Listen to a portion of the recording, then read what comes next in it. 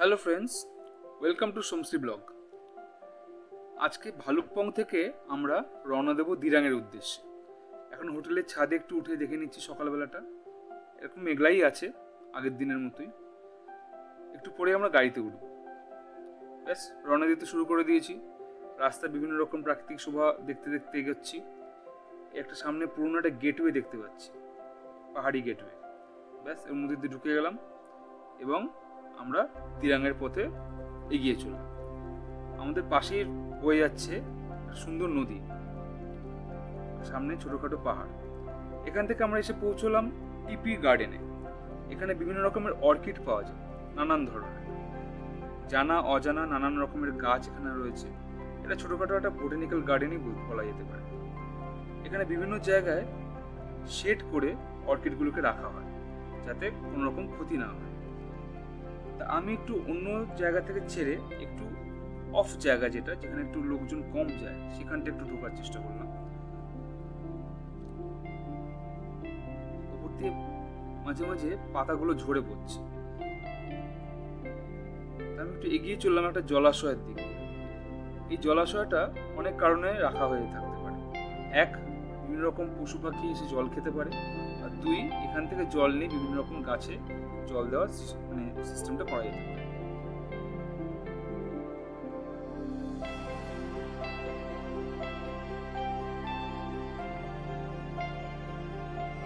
ঘন বন জঙ্গলের মধ্যে থেকে এগোতে যাবো, কিন্তু পেছন থেকে হয়তো ডাক আসলো যে অত ভিতরে যাওয়া উচিত হবে না, তাই সরেই আসলো।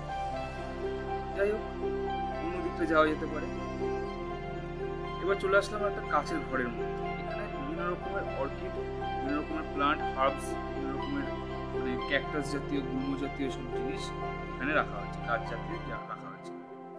এখানে ফ্লোরটা একটা অদ্ভুত ধরনের, এরকম ফ্লোর আমি আগে কখনো দেখিনি, যে পুরো জল দিয়ে ফ্লোরটা ভরা।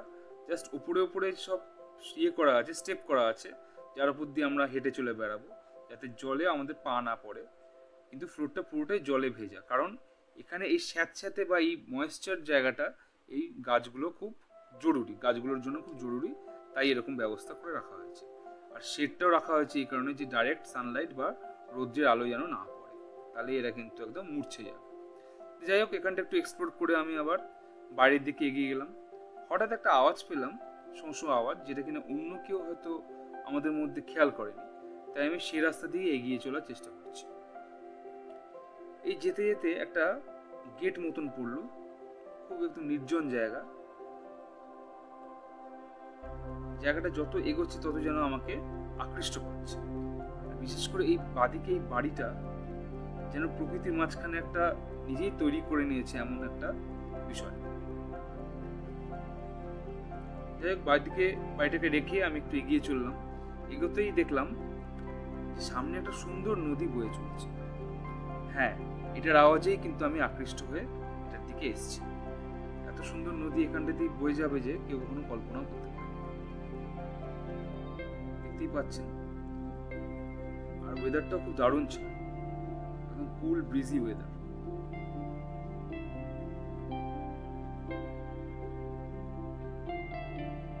যাই হোক, ওখান থেকে আর একটু এগিয়ে আসলাম রাস্তা দিয়ে।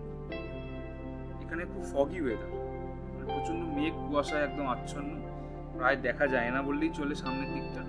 তবুও আমাদের একটা জায়গায় গাড়িটাকে দাঁড় করিয়ে আমরা একটা ঝর্ণার দিকে এগিয়ে চলেছি। ব্রিজটা ঠিক ওপারেই ঝর্ণাটা বয়ে চলেছে। পাহাড়ের গা বেয়ে সুন্দর একটা মনোরম দৃশ্য, তো একটা ঝর্ণা নিচে চলেছে।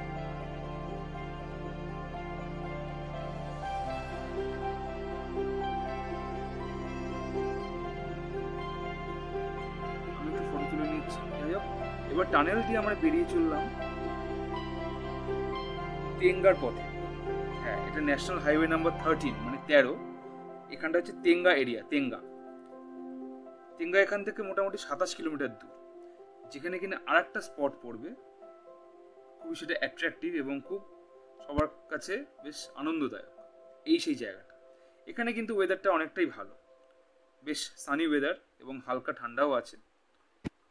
তা আমি এসে পৌঁছলাম এই ব্রিজটার দিকে। এটা একটা হ্যাঙ্গিং ব্রিজ, যেটা কিনা খুব সুন্দরভাবে এক নদীর এপার থেকে ওপার পর্যন্ত জিনিসটা গঠিত হয়েছে। আমি একটু নিচে নামিয়ে ব্যাপারটাকে এক্সপ্লোর করার চেষ্টা করেছি, যেখানে কিনা অনেকেই নাবে না, সবাই হ্যাঙ্গিং ব্রিজটার দিকেই যায়, কিন্তু এই নিচটা যে খুব একটা দেখার জিনিস, সেটাকে বিষয় বলারই বিষয়। সবাই আছে এই ব্রিজের ওপর, একটা হ্যাঙ্গিং ব্রিজ, 10 জন একসাথে ওঠা যায়, কিন্তু আমি আছি ব্রিজের ঠিক নিচে।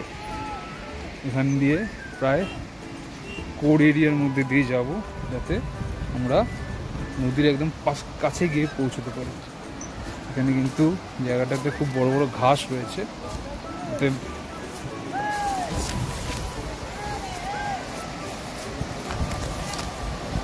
এই ঘাসগুলো রয়েছে দেখতেই পাচ্ছেন।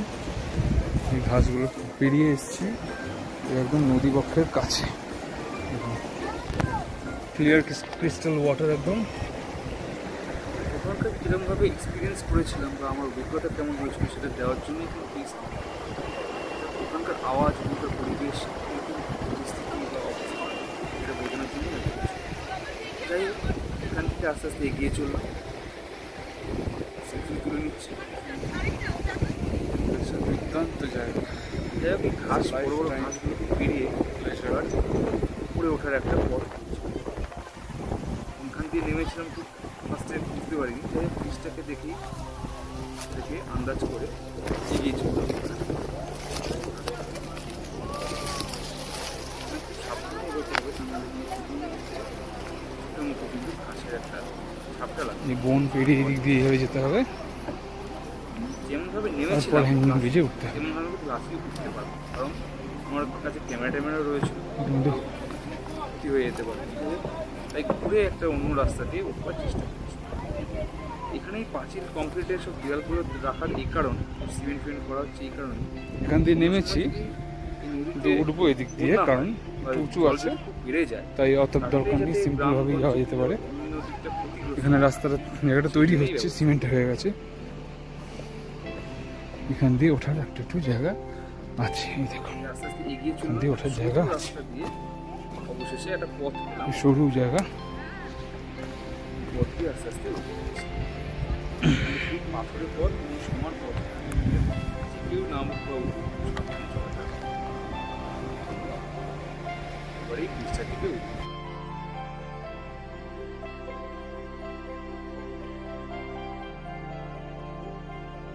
যাই হোক, ব্রিজে ওঠার রাস্তাটা পেয়ে গেছি। ব্রিজটা রীতিমতো দূর ছিল, আর হাওয়া দেওয়াতে তাতে আরো বেশি যেন তার দোলনটা হচ্ছিল বেশি। মোটামুটি আমার ভয়ই করছিল, ব্রিজটা এসে উঠবো কি উঠবো না এরকম মনে হচ্ছিল। যাই হোক, অনেকে উঠেছে দেখে আমিও মনে সাহস জুগিয়ে একটু এগিয়েই চললাম। এত হাওয়া দিচ্ছে, আর যখন মাঝ নদীতে এসে পৌঁছলাম তখন রীতিমতো ব্রিজটা কিন্তু খুব কাঁপছিল, আর ফ্লোরটাও, মানে ব্রিজের যে ফ্লোরটা, সেটা খুব একটা মজবুত দেখে মনে হচ্ছিল না, কারণ তক্তাগুলো দু একটা জায়গায় ভেঙেও গেছিল। যাই হোক, আস্তে আস্তে এগিয়ে চলে ওপারে চলে গেলাম।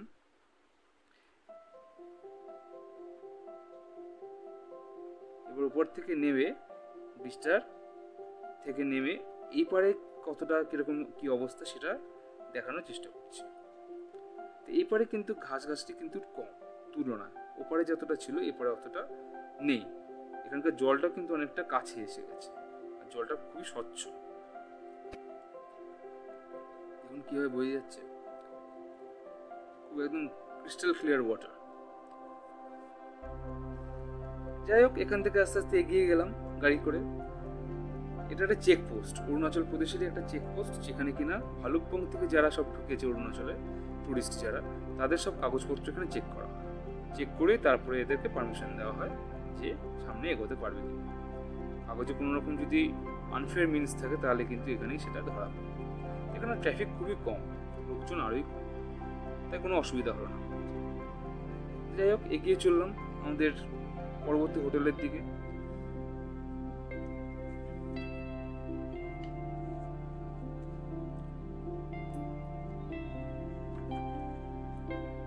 এই পথ চলতে চলতে আমাদের সব বিভিন্ন রকম দৃশ্য দেখা হয়ে যাচ্ছে, সাইক্লিস্টকেও দেখলাম। যাই হোক, এই স্নো লায়ন হোটেল আমাদের নেক্সট স্পট, যেটা দিরাংয়ের একটা খুব ভালো হোটেলের মধ্যে একটা পড়ে। হ্যাঁ, এটা দিরাং জেলার মধ্যেই পড়ে। ঘরগুলো খুব কোজি এবং পরিষ্কার পরিচ্ছন্ন, আর সব কিছু কাঠ দিয়ে বাঁধা, উডেন হাউস। বাথরুমটা খুব পরিষ্কার রয়েছে, সব দিক থেকে খুব ভালো। যাই হোক, এখান থেকে বেরিয়ে পড়লাম একটু বাজারটাকে এক্সপ্লোর করার জন্য। বাজার বিভিন্ন রকম সব জিনিস পাওয়া যায়, নানান রকম দোকান, বিভিন্ন রকম সব। এখানের থেকে হোটেল থেকে বাজার, এবং সেখান থেকে যে আমরা একটা নদী স্পটে যাব, একটা ব্রিজের দিকে যাব, সেটা কিন্তু অনেকটা ঢালু, অনেকটা নিচু। সবাইকে জিজ্ঞেস করতে করতে আস্তে আস্তে স্পটে আমরা পৌঁছি। এই যে ব্রিজটা, এটা আগের নদীটার সাথে কিন্তু কানেক্টেড। এখানে প্রচন্ড হাওয়া দিচ্ছে এবং খুব ঠান্ডা। পতাকাগুলো যেভাবে উঠছে সেগুলো দেখেই বুঝতে পারছেন কতটা হাওয়া দিচ্ছে। এটা এই প্রান্তে থেকে এইভাবে দেখাচ্ছে, আর ও প্রান্তে গিয়ে আর এক রকম। যাই হোক, এই করতে করতেই আমরা একটু বিকেলটা এখানে ফটো তুলে নিলাম। প্রচন্ড ঠান্ডা হওয়াতে কান যেন জমে যাচ্ছে। যাই হোক, এই করতে করতে আমরা আবার হোটেলের দিকেই পৌঁছে গেলাম, কারণ প্রচন্ড ঠান্ডা বাইরে, আর ভালো লাগছিল না বাইরে থাকতে, তাই হোটেলেই এগিয়ে গেলাম। ঠিক আছে, পরবর্তী ভিডিও পরের দিন দেবো। এখন টাটা, সবাই ভালো থাকুন, স্টে টিউনড।